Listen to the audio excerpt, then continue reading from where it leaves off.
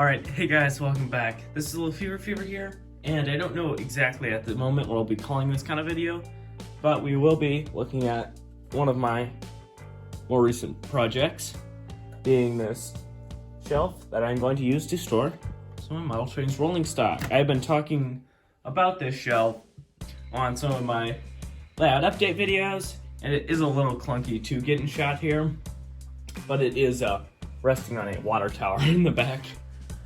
But it is made of walnut, and there we go. Set that up. I know it won't be fully in shot. Better, but it's made of walnut with a plywood back to it. Has a clear stain over it, and it is meant for holding some of my. Oh, actually, that'll be shot there. Yeah, rolling stock. It is just wide enough to fit 2 boxcars fairly easily, or any other cars. Down here there are more notches put in for larger pieces of rolling stock, such as 60-foot boxcars. My 60-foot Union Pacific one does not fit, which is the only downside, but it's because these couplers stick over way more than the other 60-foot, so it's, if it does fit, it's at a weird clunky diagonal.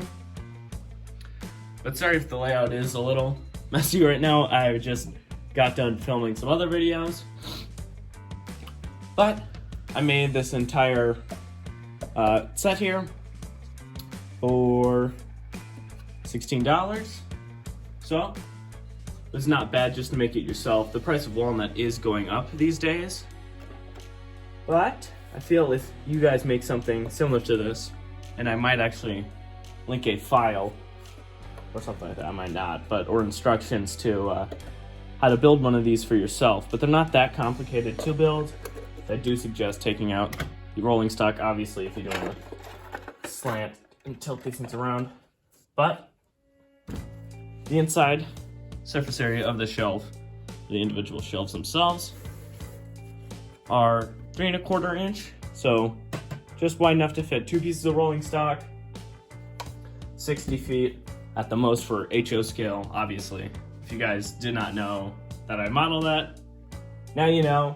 And for new people here, the back is just fairly simple, and you do just cut notches into the 3 1/4 inch stock, so it just fits in.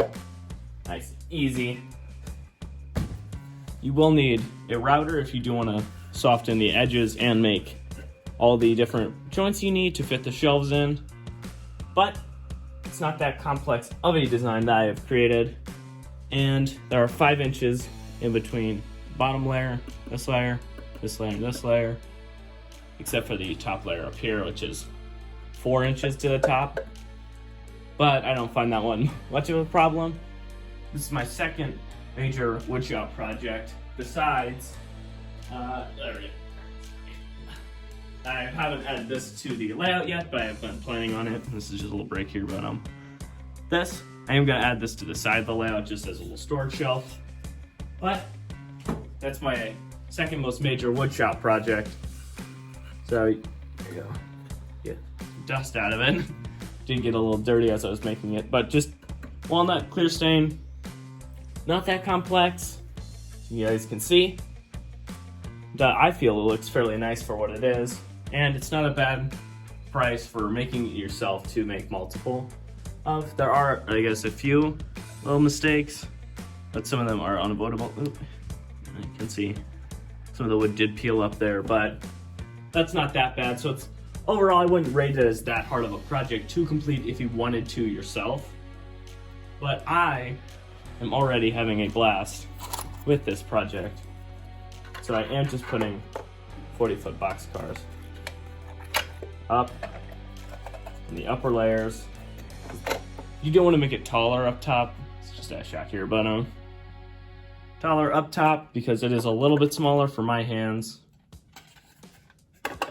But as you can see, it's 60 foot there. And those guys down there, you can see there's plenty of room overall to do anything with. Going to, it's a mix of my old and new rolling stock.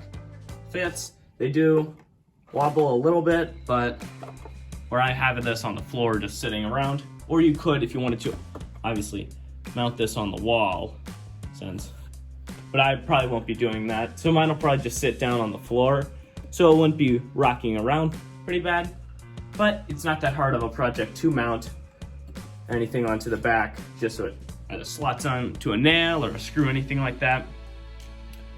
But yeah, that's mainly this project that I've been doing for a while, and it's only because we couldn't get some walnut for a while that this project hasn't been done.